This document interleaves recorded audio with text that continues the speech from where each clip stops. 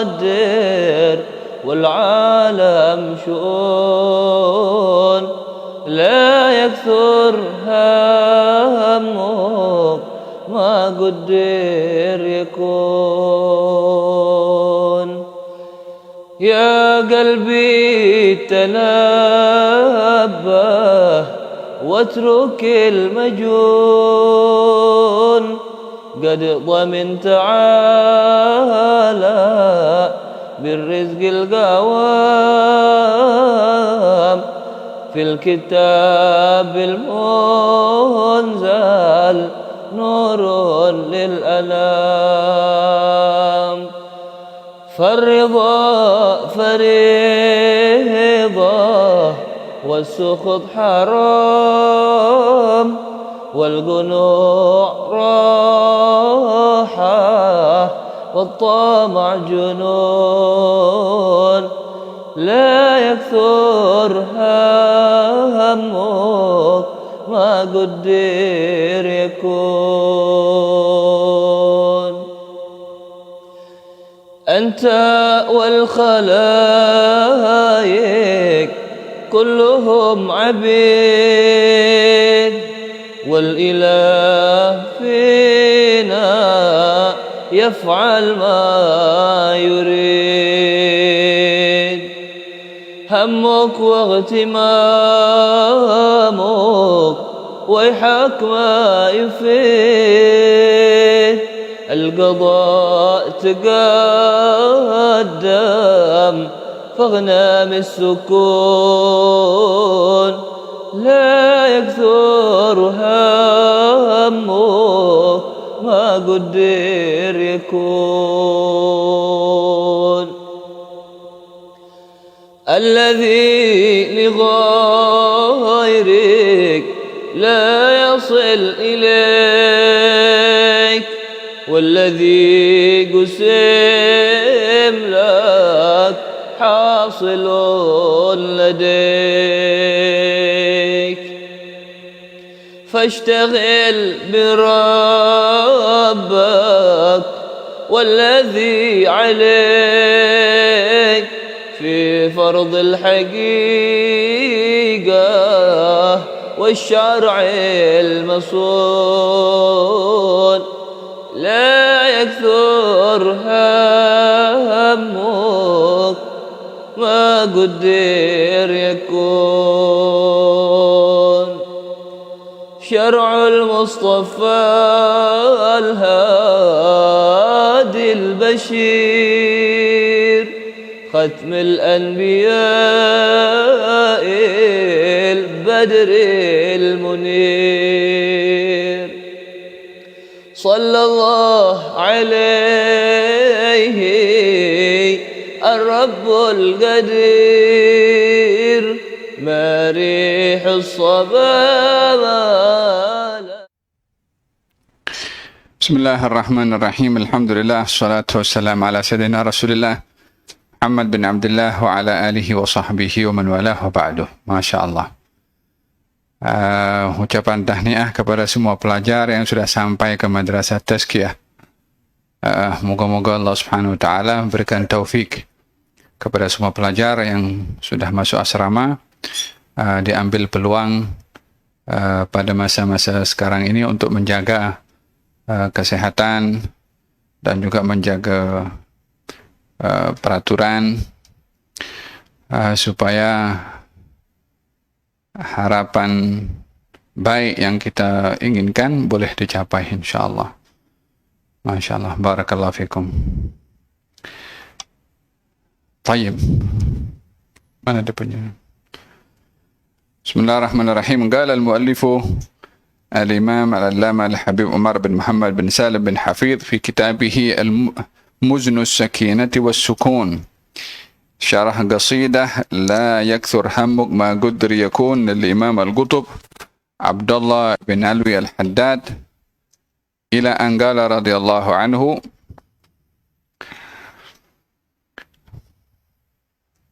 فيا عباد الفكر تحرروا من عبادة غير من بيده الأمر. Wahai orang-orang yang menuhankan akal fikirannya. Bebaskanlah dirimu daripada menyembah pada selain Allah yang berada pada genggamannya segala sesuatu. La ta'budu aqlan, jangan kamu menyembah akal. Macam mana menyembah akal ini? Menyembah akal maksudnya menuhankan akal. Menuhankan akal maknanya ikut apa saja kata akal. Itu menyembah akal atau menuhankan akal. La ta'budu aqlan, jangan kamu menyembah kepada akal. La ta'budu fikran, jangan kamu menyembah kepada hasil pemikiran. La ta'budu nadhariyat, jangan kamu menyembah kepada hasil teori. La ta'budu khitatan, jangan kamu menyembah kepada perancangan. Maksudnya menyerahkan segala-galanya pada akal, pada pemikiran, pada teori dan juga kepada planning. Seakan-akan apa yang akal fikir itu pasti betul dan tak mungkin salah. Apa yang diketengahkan oleh hasil pemikiran ataupun teori ataupun rancangan itu yang betul. Dan yang bertentangan dengan teori kita maka salah. Maka ini adalah bahagian daripada menuhankan kepada hasil pemikiran, kepada teori dan juga kepada akal fikiran. Tetapi yang perlu untuk kita serahkan diri kita dalam menyembah adalah hanya kepada Allah yang menciptakan akal, yang menciptakan hasil pemikiran dan juga menciptakan fungsi akal itu sendiri sebagai alat untuk memahami maksud wahyu Allah Subhanahu wa taala kepada akal fikiran. Dalam hal ini kata-kata penulis memberikan penerangan bahwa syariat ini mengambil berat tentang akal, namun syariat juga memberi penjelasan bahwa akal itu bukan segala-galanya. Akal itu bukan diikuti segala hasil pemikirannya, karena realitinya hasil pemikiran seseorang dengan orang lain itu berbeza. Jadi yang akan diikuti hasil pemikiran siapa? Seorang cerdik pandai berfikir tentang satu dalam masalah-masalah tertentu mungkin akan dilawan atau akan ditentang oleh ahli fikir yang lain dalam bidang yang sama. Berbicara tentang COVID, tentang virusnya, masing-masing akan berbicara dan masing-masing bertelaga. Satu teori mengatakan COVID itu begini, teori lain mengatakan COVID itu begitu. Teori mengatakan COVID itu adalah virus. Teori lain mengatakan COVID itu adalah bakteria. Ya kan? Jadi yang diikuti yang mana satu? Faham, Tom? Demikian juga dengan vaksin. Pun orang bertelaga. Satu orang anti vaksin, satu orang sokong vaksin. Jadi yang diikuti pemikiran siapa? Kalau itu pun kecoh juga pasal pasal ivermectin. Satu pakar kata ini perlu, satu kata pula ini membahayakan. Yang berbicara sama-sama menggunakan teori. Jadi, rasionalnya hasil teori sesiapapun boleh ditentang oleh hasil teori orang lain. Yang tak dapat ditentang adalah hanya wahyunya Allah Subhanahu wa taala. Sebab wahyu Allah beyond daripada kemampuan akal dan teori akal fikiran sesiapapun juga. Faham dom? Walihada dalam Al-Quranul Karim Allah subhanahu wa ta'ala berfirman, Inna rabbakumullahu alladhi khalaqas samawati wal arda fi 6 ayyamin thumma istawa 'alal 'arsh. Yudabbirul amra ma min syafi'in illa min ba'di idnih. Dzalikumullahu rabbukum fa'buduh. Afala tadhakkarun? إليه مرجعكم جميعا وعد الله حقا إنه يبدأ الخلق ثم يعيده ليجزي الذين آمنوا وعملوا الصالحات بالقسط والذين كفروا لهم شراب من حميم وعذاب أليم بما كانوا يكفرون هو الذي جعل الشمس ضياء والقمر نورا وقدره منازل لتعلموا عدد السنين والحساب ما خلق الله ذلك إلا بالحق يفصل الآيات لقوم يعلمون إن في اختلاف الليل والنهار وما خلق الله في السماوات والأرض لآيات لقوم يتقون. Ayat-ayat yang menunjukkan kehebatan Allah. Ayat menunjukkan segala-galanya berada dalam genggamannya Allah, bukan dalam akal fikiran sesiapapun. Akal fikiran manusia terhad. Al-idrak, pemahamannya terhad, kemampuannya terhad, ya kan? Kekuatan hafazannya pun terhad juga. Paham dong? Kalau dalam ilmu hadis, orang itu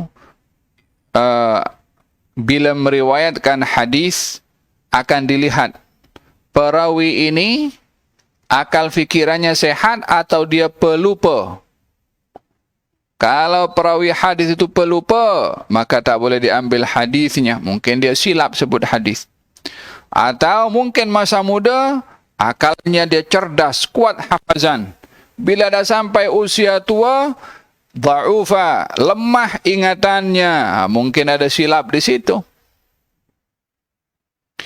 Idan akal fikiran ini pun lemah, terhad. Faham dong? Tapi Allah subhanahu wa ta'ala memberikan wahyu menjadi bimbingan kepada akal.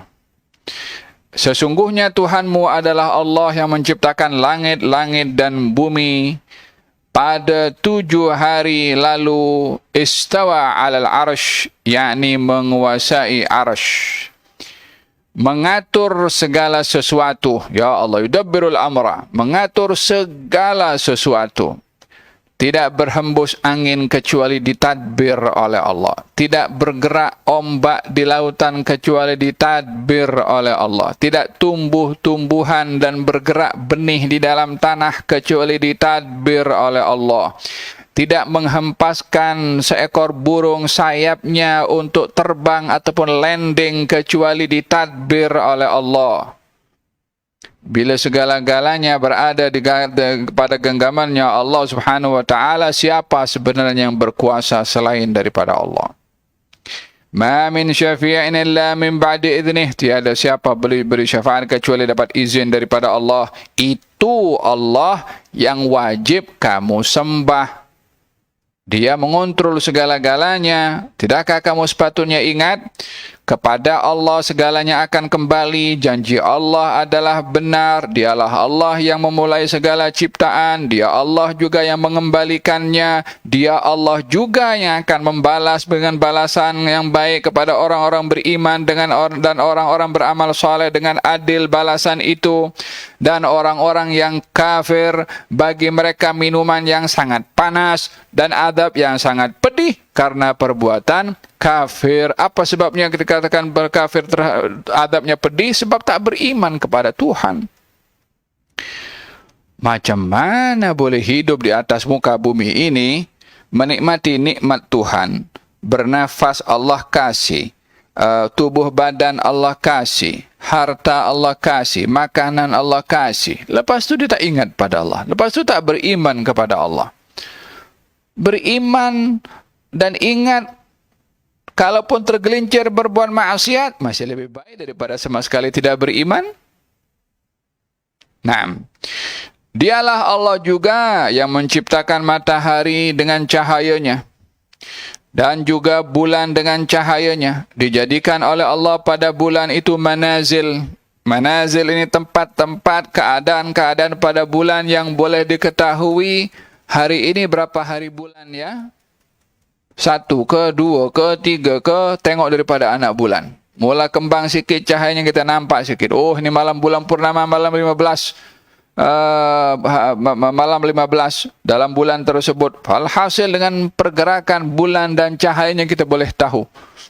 Lita'lamu adadas sinina wal hisab, untuk kamu mengetahui jumlah bilangan tahun dan yang dilalui oleh manusia. Tidaklah Allah menciptakan yang sedemikian kecuali dengan hak, dengan benar. Allah memperincikan segala ayat-ayatnya untuk diketahui bagi orang-orang yang mahu mengetahui. Dan sesungguhnya dalam perubahan siang dan malam dan apa yang diciptakan oleh Allah pada langit dan bumi, terdapat padanya tanda-tanda kebesaran Allah. Ya Allah. Dan dalam alam semesta ini berada dalam genggamannya Allah Subhanahu wa taala. Hanya akan diketahui hakikat sedemikian oleh orang-orang yang beriman dan bertakwa. Allahumma ja'alna minal muttaqin. Amin.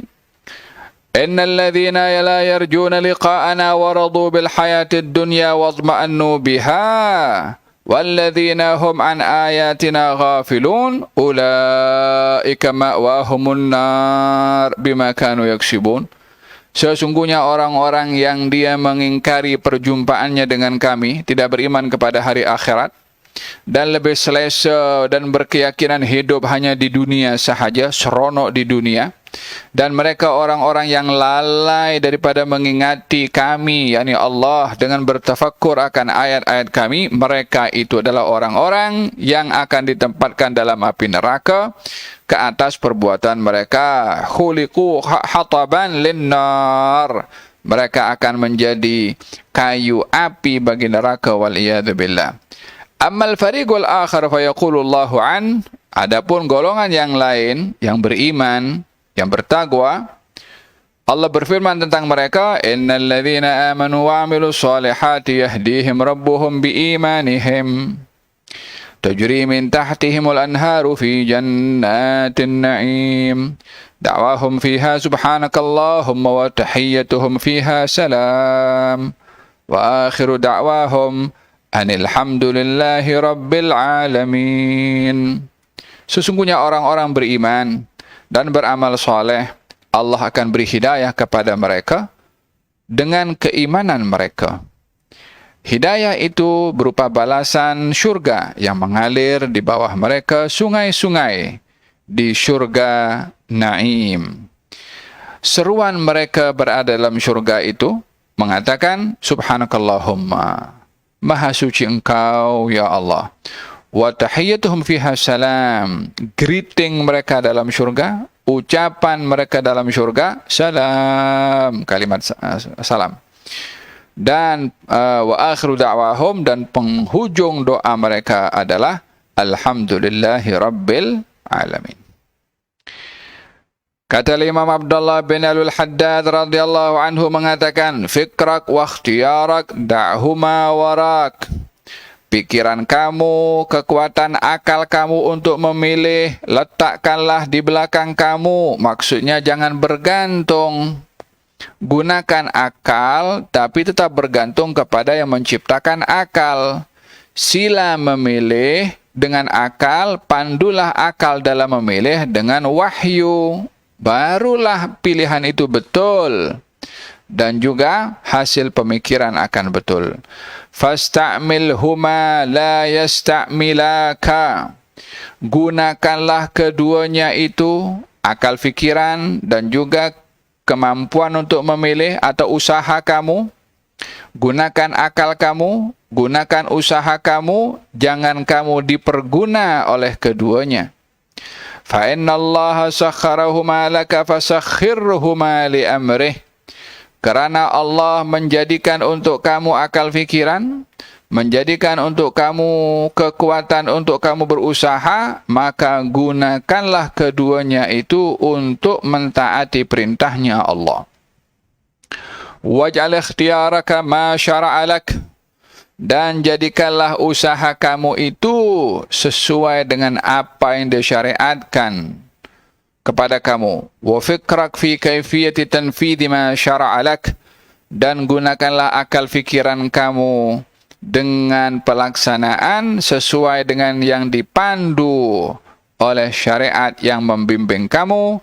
Lita'lama 'azamatahu fatazdada imanan wa ma'rifatan wa yaqinan, sehingga dengan mempergunakan usaha dan akal pemikiran ini sesuai dengan panduan syariat, dengan begitu kamu akan mengetahui keagungannya Allah dan perintah Allah, dan dengan itu engkau akan bertambah iman, bertambah ma'rifah, dan bertambah keyakinan. فَإِنْ قَالَ لَكَ إِنَّ هَذَا وَاجِبٌ وَهَذَا مَنْدُوبٌ, bila ada orang mengatakan kepada kamu perkara ini hukumnya wajib dan yang ini hukumnya sunnah, contohnya, maka faj'al fikraka kaifa tuhsin ada'al wajib wa tu'addil mandub bima tastati', maka gunakanlah akal pemikiran kamu untuk melakukan yang wajib dengan sempurna dan juga melakukan yang sunnah mengikut kemampuan. Paham tak? Ada orang berfikir salat qabliyah ba'diyah ni sunnah. Ya kan? Memang sunnah qabliyah dan ba'diyah. Kata orang yang berfikirnya tak mengikut panduan wahyu, dia akan kata, sunnah ni kan tak buat pun tak dapat dosa, walaupun tak dapat pahala. Tak apalah, tak payah buat, kan tak dosa. Macam tu. Ini pemikiran, akal fikiran yang tidak ikut wahyu. Dia ikut hawa nafsu. Walaupun maknanya betul, sunnah itu kalau dibuat dapat pahala, kalau tak dibuat tak dapat dosa. Tapi karena salah guna akal pemikiran mengatakan tak payah buat yang sunnah, karena kalau tak buat pun tak dosa. Tapi kalau akal pemikiran yang digunakan sesuai dengan yang diperintah oleh Allah Subhanahu wa Ta'ala dan oleh Rasulnya, maka dia akan gunakan ini sunnah. Kalau dilakukan dapat pahala. Kalau semakin banyak dilakukan, semakin banyak pahalanya. Maka dia akan melakukan yang sunnah mengikut kemampuannya. Faham tak? Ada orang yang melakukan perkara yang wajib. Apa yang wajib? Salat. Macam mana salat? Apa syaratnya salat? Tutup aurat. Marhaba, tutup aurat. Ambil dia kain pelekat, laki-laki lah. Ambil kain pelekat, tutup daripada pusar sampai lutut, dia keluar daripada wudhu. Dekat bilik air, terus Allahu Akbar, tak pakai baju. Dia kata, kenapa tak pakai baju? Kan dah tutup aurat. Yang wajib kan tutup aurat. Ini dia guna akal fikirannya bukan pada tempatnya. Walaupun dia melakukan perkara yang wajib dan sah dari segi syarak, cuma tidak sempurna menggunakan akal dalam melaksanakan yang wajib. Gunakan akal fikiran untuk melakukan yang wajib dengan sempurna, gunakan akal fikiran untuk melakukan yang sunnah dengan sebaik mungkin. Wa in qala laka hadha haramun wa hadha makruh, kalau ada yang mengatakan kepada kamu, ini perkara haram dan ini makruh, maka faj'al fikraka kaifa tajtanibu hadha al-muharrama wa tabta'idu anil makruh. Gunakan akal fikiran kamu untuk menjauhkan diri daripada yang haram, dan gunakan akal fikiran kamu untuk mengelakkan daripada yang makruh. Orang berhadapan dengan hal yang makruh. Makruh je, bukan haram. Buat je, tak apa. Kan tak dosa. Faham tu? Kalau buat yang haram juga, tak apa, buat je, nanti kita taubat. Ada dia guna akal fikiran yang dengan wahyu syaitan. Faham tu? Jadi, gunakan akal pada apa yang diperintah oleh Allah, pada yang wajib, pada yang sunnah, pada yang haram, pada yang makruh, sesuai dengan panduan syariat. Faham tu? ثم جعل لك مساحة في المباحات فمهما نويت فيها النية الصالحة وأخذت بآداب نبيه مما تحتاج إليه على المقاصد الكبرى أثابك عليها. Dan Allah menjadikan, dan syariat ini menjadikan untuk kamu hukum hakam yang luas ruangannya, yaitu hal yang harus atau yang mubah. Perkara yang mubah luas, banyak. Akan tetapi bila kamu menggunakan akal fikiran kamu dan menghadirkan niat pada melakukan hal-hal yang harus tadi dengan niat-niat yang baik, maka Allah akan memberi pahala kepada kamu dengan niat yang baik tadi pada saat melakukan perkara yang harus. Contohnya, orang beli kereta. Apa hukum orang beli kereta? Jual beli. Hukumnya harus. Tapi dibeli kereta, aku nak beli kereta, nak pergi majlis ta'lim. Aku nak beli kereta ni supaya aku boleh penuhi untuk mencari nafkah untuk ahli keluarga aku. Aku beli kereta ni untuk membantu menghantarkan orang tua aku pergi ke masjid. Atau motosikal contohnya. Walaupun beli keretanya harus, tapi dia dapat pahala sebab niatnya. Tapi orang yang tak guna akal fikiran, dia akan beli kereta. Apa tujuannya? Biar jiran sebelah tu tahu kereta aku bagus. Beli kereta apa tujuannya? Supaya aku nanti nak tengok itu konsep yang tak betul itu, aku nak pergi sana. Maka walaupun pembelian keretanya hukumnya harus, tapi niatnya tak baik, dia akan menjadi perbuatan yang tidak baik. Innamal a'malu binniyat. هذا الاستعمال الصحيح للفكر كما أحبه واهب الفكر الذي أعطاك إياه. Ini yang sepatutnya digunakan oleh seseorang, menggunakan akal fikirannya dengan baik seperti mana dikehendaki oleh yang menciptakan akal, yaitu Allah Subhanahu wa taala. Fakir kaifa taktasibul halal. Gunakan akal fikiran kamu dalam bekerja, cari yang halal.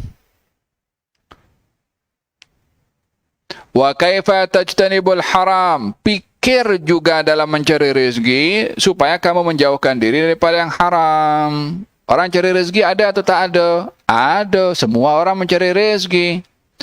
Tapi semua orang mencari rezeki itu guna akal fikirannya atau tidak? Ada guna fikiran. Hanya bezanya ada yang guna akal fikiran dengan baik, mencari dengan rezeki yang halal. Menggunakan akal fikirannya dengan yang tak baik, dia tipu sana, dia tipu sini, dia kelentong sana, dia kelentong sini, dia rasuah sana, dia rasuah sini, dia tak peduli. Cari rezeki, tapi akal fikirannya tidak dipandu oleh wahyu. Wa'tamid 'ala Allahi yuwaffiqaka wa yusahhil lak. Bergantunglah kamu pada Allah. Allah akan beri taufik kepada kamu dan memudahkan urusan kamu. Kita mencari rezeki. Siapa bagi rezeki? Allah Subhanahu wa taala. Yang bagi rezeki bagi tahu kepada kita, cari rezeki dengan yang halal. Orang yang tak guna akal fikiran, tak apa kita cari yang haram. Yang bagi rezeki kepada awak, akal fikiran awak ke? Yang bagi rezeki suruh kita cari rezeki yang halal. Yang bagi rezeki bagi tahu macam tu. Tapi orang yang rasuah, orang yang curi, orang yang kelentong sana, aku kalau tak rasuah ni tak dapat projek lah ni. Aku ni kalau tak bagi duit kat sini tak dapat lah. Kalau aku tak curi ni tak dapat lah. Yang bagi rezeki awak tu siapa? Iman awak tu di mana? Faham tak? Bukankah orang cari rezeki sekarang ramai yang curi? Ramai daripada sumber yang tidak halal, tak peduli khabar khair. Dia simpan duit kat mana kan? Ada yang simpan dalam alhasil. Thumma fakir ba'da dhalika fima tajlibu. Orang yang berfikir dengan pikiran yang sehat dan waras. Aku tahu rezeki ini adalah yang memberikan rezeki adalah Allah. Dan aku akan disoal oleh Allah nanti. Harta ini dapat daripada mana dan digunakan untuk apa? Orang yang beriman akan berfikir demikian. Orang yang akal fikirannya dipandu oleh wahyu akan berfikir demikian. Tapi akal fikiran yang dipandu oleh syaitan, dia tak peduli. Daripada mana sumbernya, kepada apa ia guna, dia tak peduli. Dia guna filosofi. Nak cari yang haram saja susah, apatah lagi yang halal. Otak awak berfikir macam mana kalau begitu? Faham tak?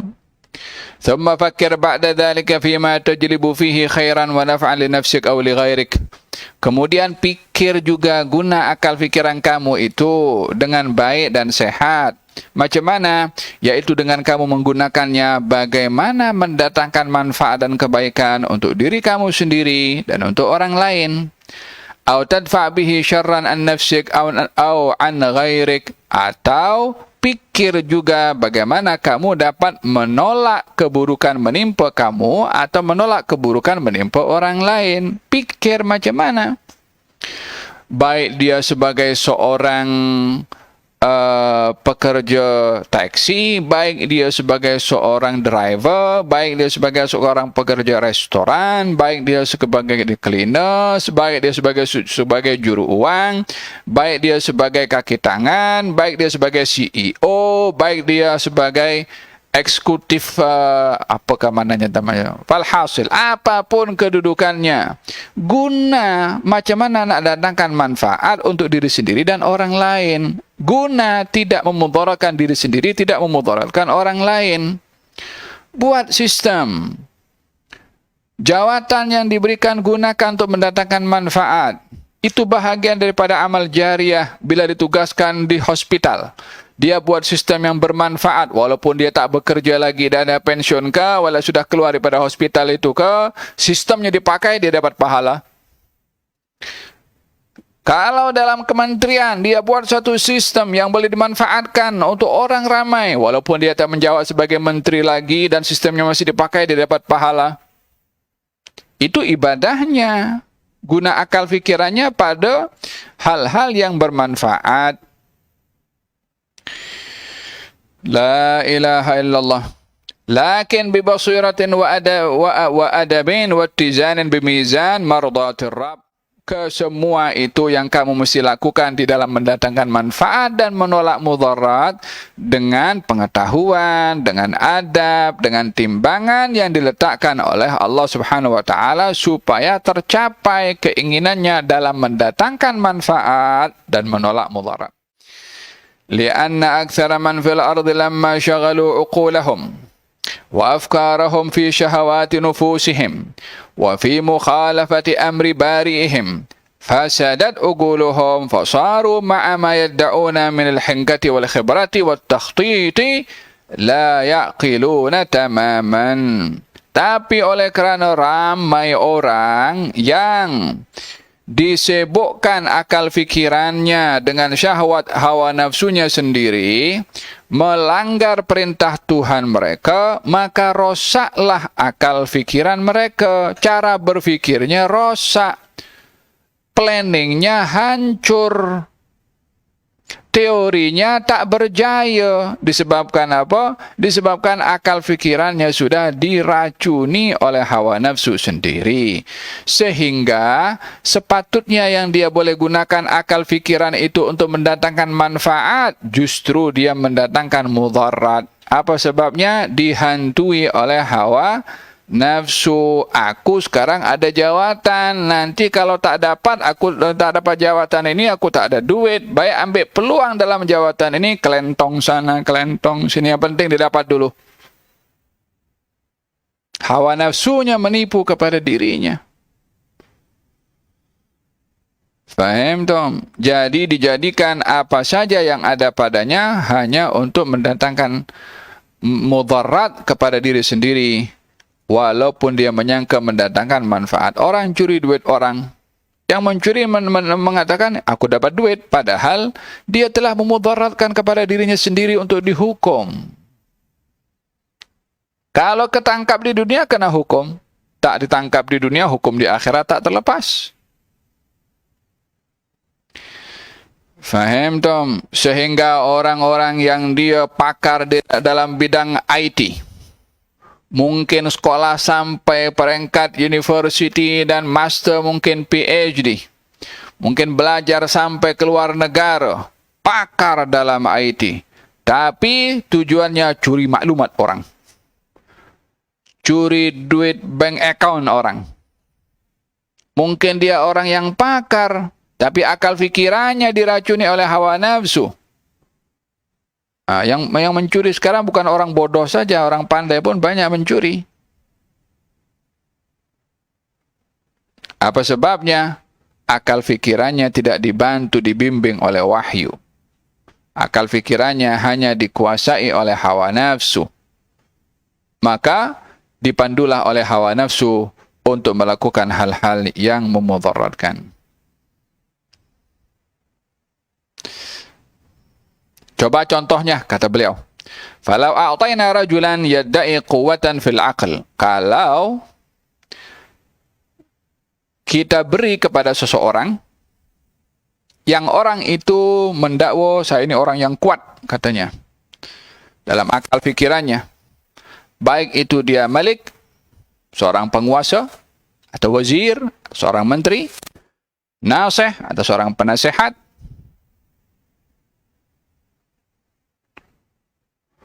wa kalban wa khinziran, dan pada anjing serta maaf cakap khinzir.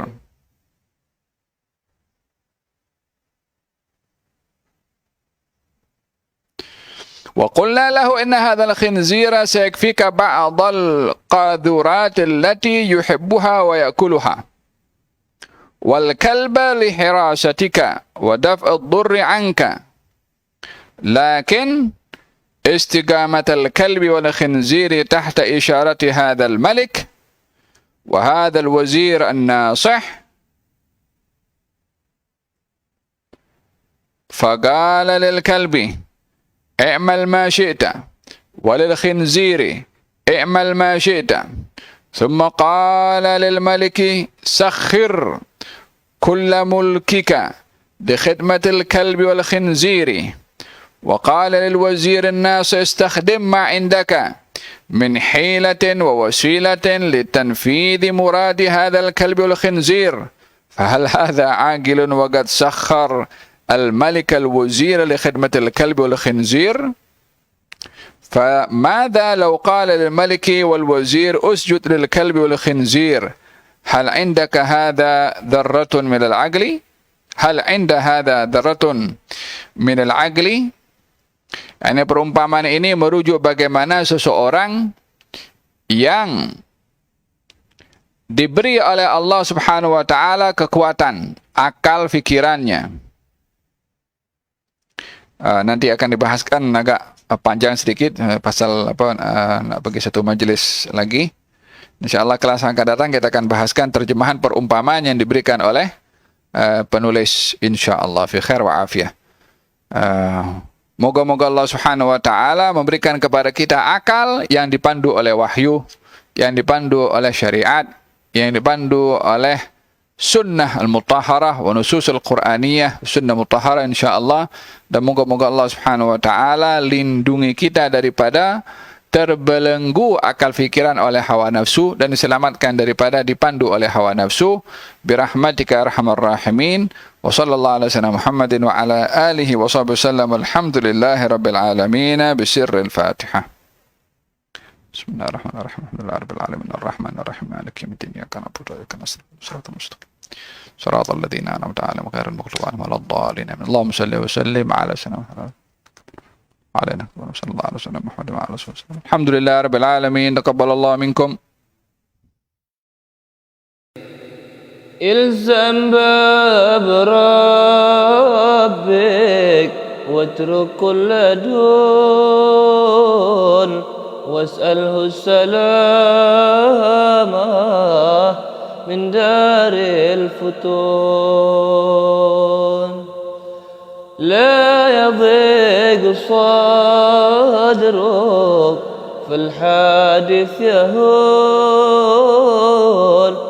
الله المقدر والعالم شؤون لا يكثر همك ما قدر يكون يا قلبي تنبه واترك المجون قد ضمنت تعالى بالرزق القوام في الكتاب المنزل نور للأنام فالرضا فريضة والسخط حرام والقنوع راحة والطمع جنون